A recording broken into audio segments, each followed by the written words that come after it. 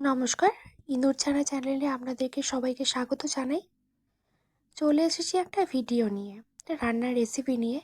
আমরা কম বেশি প্রায়শই ঘরে বানিয়ে খাই আমরা সবাই।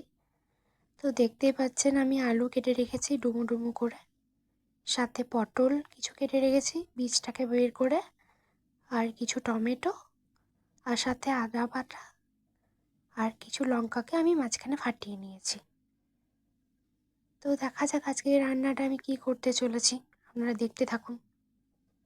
কি আবার করব, পটল আলু থাকলে যা হয়, হয় পটল আলুর তরকারি, আর না হয় আলুর দম পটল আলু দিয়ে, কিংবা রসা।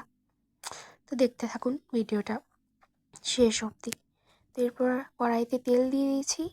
এবার আলুগুলোকে নুন এবং হলুদ দিয়ে এবং পটলগুলোকে নুন হলুদ দিয়ে ভালো করে চটকে চটকে মাখিয়ে নিচ্ছি।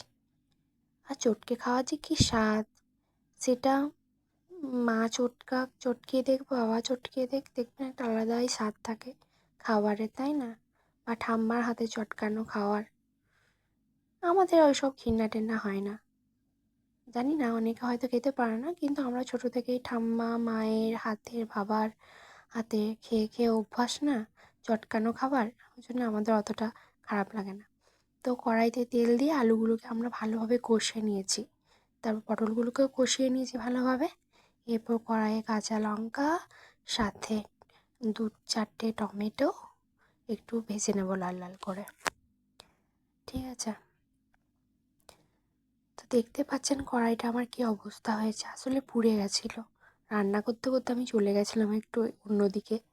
তো এরপর আদা বাটাটা দিয়ে দিলাম, তাই একটু ভালোভাবে কষিয়ে নিয়েছি।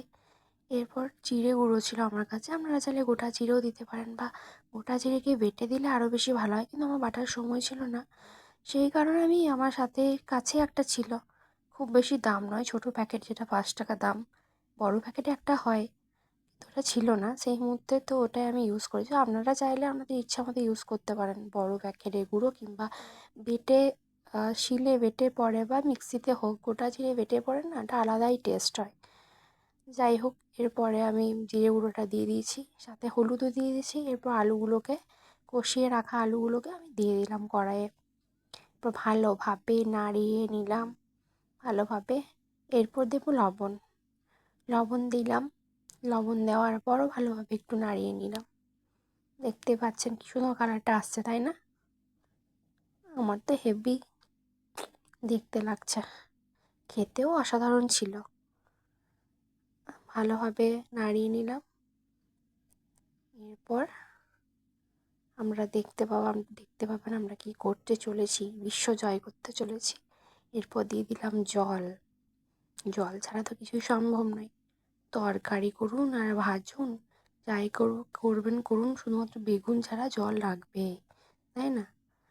জলটা দিয়ে দিলাম, তারপর একটু ভালোভাবে নাড়িয়ে নিলাম। এরপর আমরা ঢাকা দিয়ে দেবো, ততক্ষণ এটা ফুটতে থাকুক। এই যে ফোটা হয়ে গেছে, ফুটতে শুরু করে দিয়েছে অলরেডি, হয়ে গেছে। এই যে দেখুন, এনেছিলাম বাজার থেকে আমি কিনে মাত্র 30 টাকায়। একজনের বাড়িতে চেয়েছিলাম মানি প্ল্যান্টের গাছ, যে দিদি দেবেন একটু, বললো না না, মানি প্ল্যান্টের গাছ দিতে নেই। কী জানি কিসের অত কুসংস্কার এখনকার দিনে এসেও, জানি না বাপু। তো 30 টাকা দিয়ে আমাদের কাছে বাজারে আমি কিনে এনেছিলাম। তো দেখতেই পাচ্ছেন কত বড় হয়ে গেছে গাছটা, সত্যি, আর দেখতেও ভারী সুন্দর।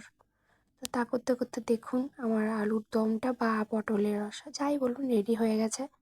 জলটা যতটা পেরেছে শুকিয়ে নিয়েছি, কারণ আমার একটু লাগার খেতে একটু বেশি ভালো লাগে, বেশি ঝোল টাইপের বেশি খেতে ভালো লাগে। আর আমি তো তার আগে একটু পোলাও বানিয়েছি, ফার্স্ট টাইম করলাম, জানি না কেমন হয়েছে। তো পোলাও করেছি, ভাবলাম কি খাবো, কিছুই তো নেই, আলু ছিল পটল ছিল, যেমন ভাবা তেমনি কাজ, রেডি আমাদের আজকের। আপনারাও ট্রাই করে দেখতে পারেন।